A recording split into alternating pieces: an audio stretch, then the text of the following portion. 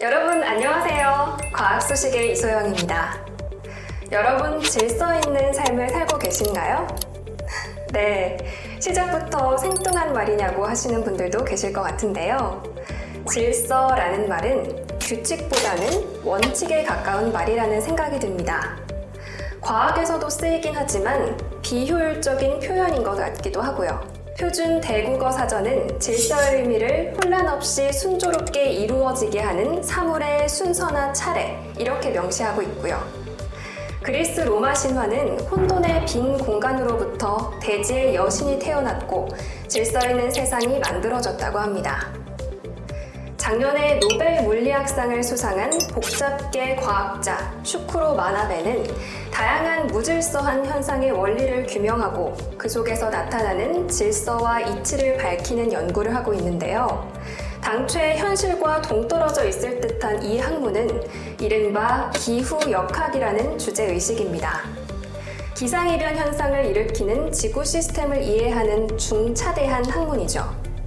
그렇다면 화학자들이 연구하는 무질서와 질서의 담론은 어떤 모습일까요?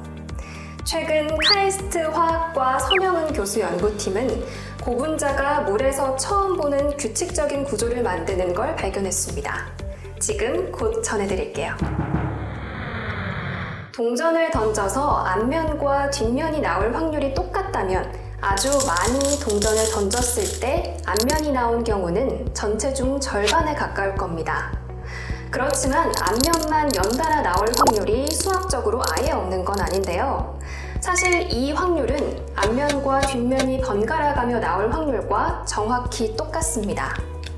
동전을 던질수록 앞뒷면이 나오는 순서의 가지수는 기하급수적으로 증가하는데 이 서열을 보고 무작위한 과정을 통해 만들어졌는지 판별하기는 생각보다 어렵습니다.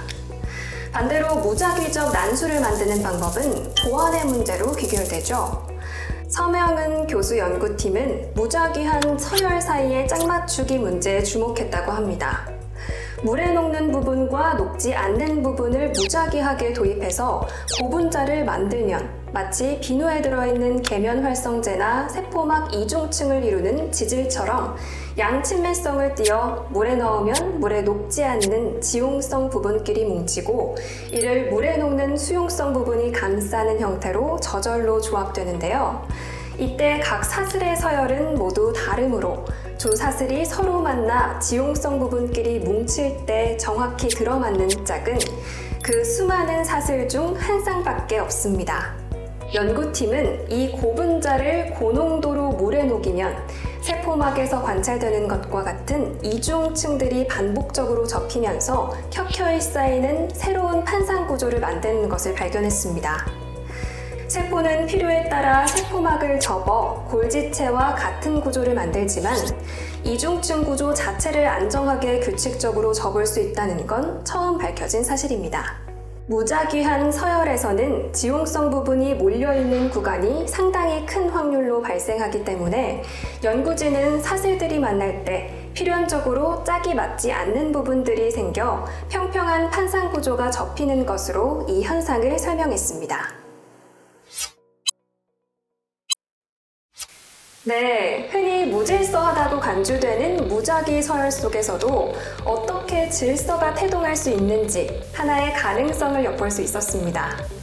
계비를 전공한 생물학자가 사회생물학을 주창했다고 해서 곤충학적 한계로 비판하기 어려운 것처럼 고분자 실험으로 얻은 무작위성에 대한 이해가 앞으로 어떤 연구로 이어질지 관심을 갖고 응원하면 좋을 것 같습니다.